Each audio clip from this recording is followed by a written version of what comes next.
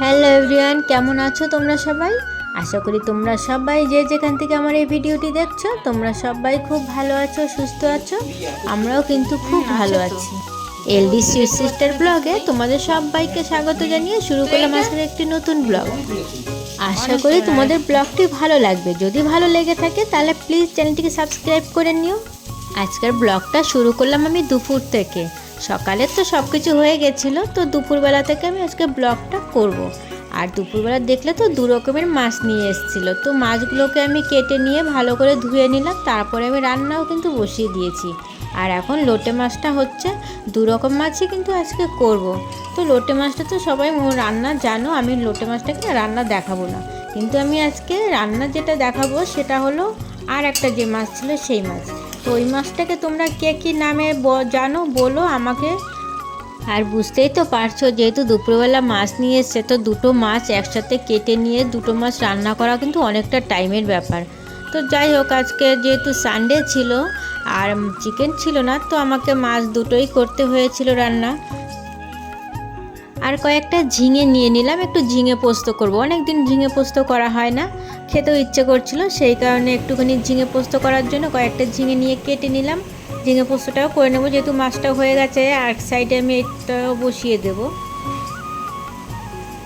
আর আমি জানো তো সবজি কেটে না সবজির খোসা ফেলে দিই না, সবজির খোসাগুলো আমি জমিয়ে রেখে দিই আমার গাছগুলোতে দেওয়ার জন্য। ঝিঙে পোস্ত রান্নাটা না আমি তোমাদের সাথে শেয়ার করব না, কেননা সবাই তো জানো ঝিঙে পোস্ত। আমি যে রান্নাটা আজকে শেয়ার করব সেটা হলো গিয়ে কলা পাতায় আমি মাছটা ভাজবো। আর সেই মাছটা ভাজার জন্য কিছুটা আমার সবজি দরকার আছে, তার জন্য ওই সবজিটাকে নিয়ে নিলাম। কিছুটা ফুলকপি আর একটু আলু ছিল। আর দেখো মাছগুলোকে আমি কিন্তু ধুয়ে রেখে দিয়েছিলাম। অনেকটাই মাছ ছিল, সব মাছ তো আমি নেব না, 4 পিস মাছ নিয়েছিলাম।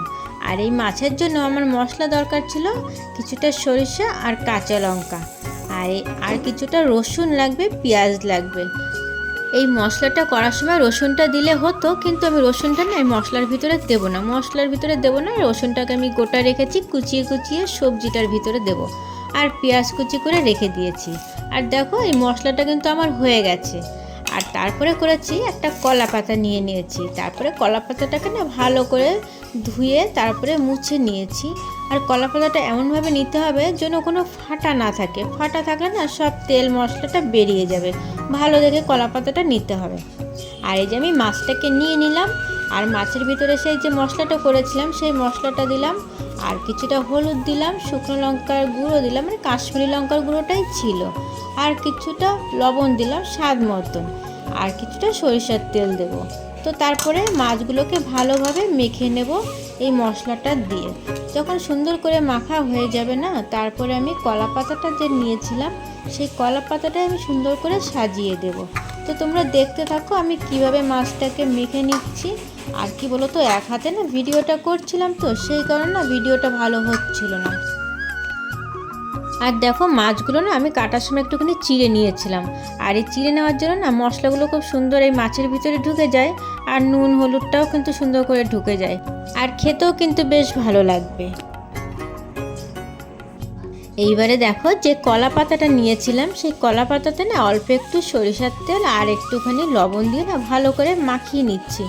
কেন তাহলে কি বলতো, মাছটা না খুব সুন্দরভাবে পরে উল্টে যাবে, লেগে যাবে না জানো তো পাতাটায়, সেই কারণে। আর মাছটা আমি পাতাতে সাজিয়ে দিয়েছি। দেওয়ার পরে যে কিছুটা মশলা রয়ে গেছে, সেই মশলার ভিতরে যে সবজিটা আমি কেটে রেখে দিয়েছিলাম সেই সবজিটা আমি কিন্তু এটাতে দিয়ে নেব। তারপরে আর এই যে একটু লবণ আর একটু হলুদ দিয়ে দিচ্ছি। আর সেই রসুন কুচি আর পেঁয়াজ কুচি যেটা ছিল সেটাও কিন্তু দিয়ে দিয়েছি। তারপরে ভালো করে আর একটু সরিষার তেলও কিন্তু নিয়েছিলাম। ভালো করে মেখে নিয়ে তারপরে এই মাছটাকে আমি 4 সাইডে দিয়ে মাঝখানে এই সবজিটাকে আমি বসিয়ে দিলাম। আর কি বলতো, এই মাছটা যখন একটু মাখছিলাম না তখন কিন্তু একটু তেলটা বেশি দিতে হয়, তাহলে মাছটার টেস্টটাও কিন্তু ভালো আসে।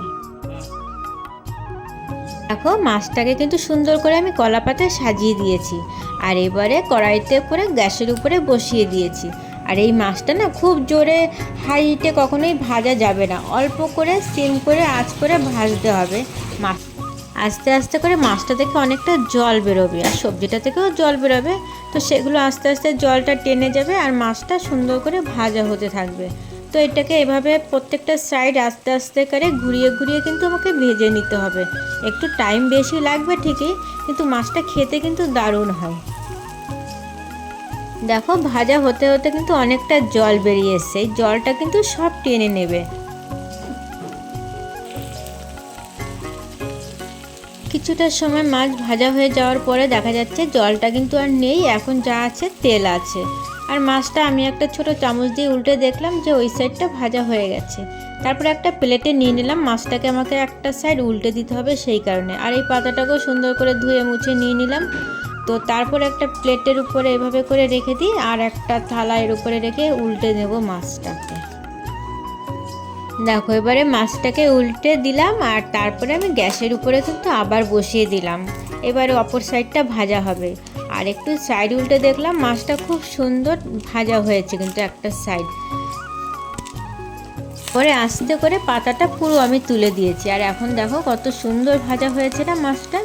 এখন না আমি আর একটুখানি তেল দিয়ে দেব, মনে হচ্ছে একটু তেল লাগবে। আর এই মাছটা ভাজলে না একটু বেশি করে তেল লাগে, তাহলে মাছটার টেস্টটাও হয় খুব সুন্দর। আর প্রথমবারে যতটা টাইম লেগেছিল এখন কিন্তু আর অতটা টাইম লাগবে না, কেন প্রথমবারে যে জলটা বেরিয়েছিল না, এখন কিন্তু কোনো জল নেই, এখন হচ্ছে শুধু তেল। আর এই তেলেই এখন ভাজাটা হবে মাছটা। তো দেখলেই আমার প্রায় মাছ ভাজা হয়ে গেছে। তো তারপরে তো অনেকটা কাজ ছিল, চান টান করা ছিল, খাওয়া দাওয়া করে এসেছিলাম। তারপরে এখন কিন্তু একটু বিকেল হয়ে গেছে, মানে এই 4:30 মতো বাজে। দেখো আমার হাজব্যান্ড সকালবেলা গাছে জল দিতে এসেছিলো। কি বলবো বলো, জল দিতে এসে আমার কাজটাকে পুরো বাড়িয়ে দিয়ে গেল। আমি আসলেই ভালো হতো। যাই হোক, কী করবো, এখন বালতিটা তো চেঞ্জ করতেই হবে আমাকে। তারপরে একটা বালতি রেডি করে নিয়ে এলাম, গাছটাকে এই বালতিটার ভিতরে এখন দিতে হবে আমাকে। আর গাছের কিন্তু মাটিও না আমার পাল্টানো হয়নি, জানো তো। যেভাবে প্রথম এনেছিলাম গাছটাকে, যে 2 বছর ধরে একটা বালতিতেই ছিল। যাই হোক, ভালোই হয়েছে, চেঞ্জটা একটু হয়ে গেল, গাছটা নতুন একটু মাটিও পেয়ে যাবে। তারপরে গাছটাকে যাই হোক অনেকটা আস্তে আস্তে করে সাবধানে আমি এই ভাঙা বালতিটা থেকে বের করে নিলাম। দেখো কতটা খারাপ হয়ে গেছে বালতিটা, যখন আমি টানছি পুরো মচমচ করে ভেঙে যাচ্ছে। আসলে রোদ বৃষ্টি সব কিছু তো পায়, আর প্লাস্টিকের জিনিস তো খুব তাড়াতাড়ি নষ্ট হয়ে যায়।